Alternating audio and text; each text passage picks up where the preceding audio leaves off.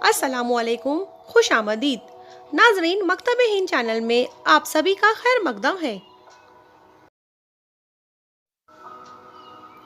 شاعر مشرق ڈاکٹر علامہ اقبال کی یوم ولادت کے موقع پر آج 9 نومبر کو ہم عالمی یوم اردو منا رہے ہیں، ورلڈ اردو ڈے۔ ڈاکٹر علامہ اقبال کی ولادت 9 نومبر سن 1877 میں ہوئی۔ ناظرین، ہم آپ کے سامنے اس موقع پر لے کر حاضر ہوئے ہیں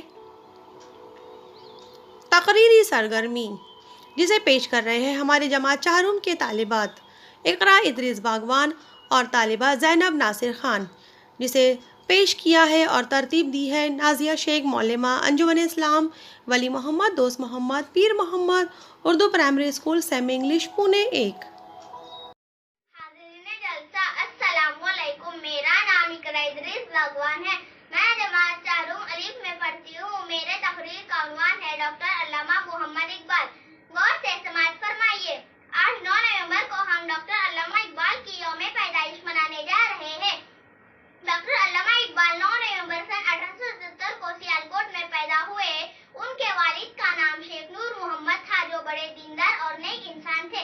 علامہ محمد اقبال نے ابتدائی تعلیم سیالکوٹ میں حاصل کی۔ انگلینڈ کی کیمبرج یونیورسٹی سے بیرسٹری کی ڈگری حاصل کی۔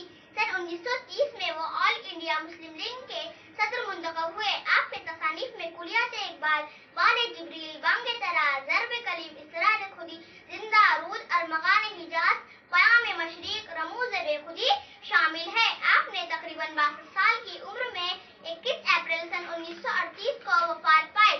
آخر میں ایک شعر پر اپنی تقریر کو ختم کرتی ہوں۔ سجدوں سے تیرے کیا ہوا، صدیاں گزر گئی، سجدوں سے تیرے کیا ہوا، صدیاں گزر گئی، دنیا تیری بدل دے وہ سجدہ تلاش کر۔ شکریہ۔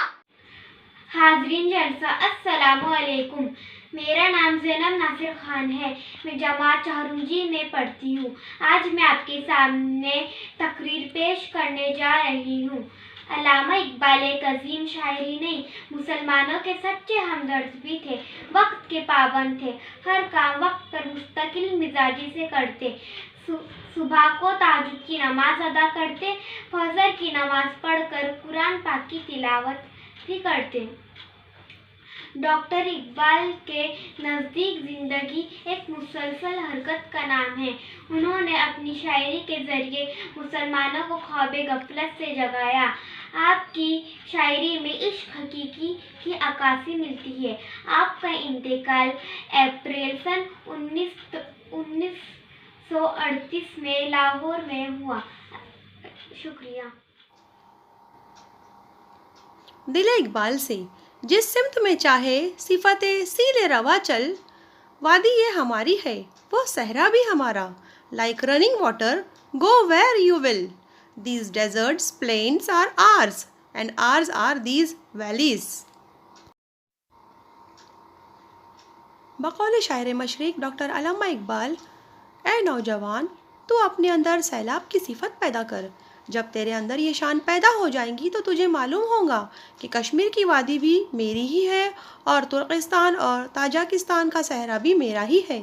مشاعروں میں شرکت مت کر، کیونکہ دنیا میں کسی قوم نے شاعری کے ذریعے سے دشمن پر فتح حاصل نہیں کی، بلکہ اپنے اندر دنیا کو فتح کرنے یعنی سیل روا کی صفت پیدا کر۔ شاعر مشرق نے اپنی قوم کو خواب غفلت سے بیدار کرنے کے لیے کیا خوب کہا ہے۔ وہ شبنم کا سکوہ ہو یا پروانے کی بیتابی، وہ شبنم کا سکوہ ہو یا پروانے کی بیتابی، اگر اڑنے کی دھن ہو تو ہوں گے بالوں پر پیدا۔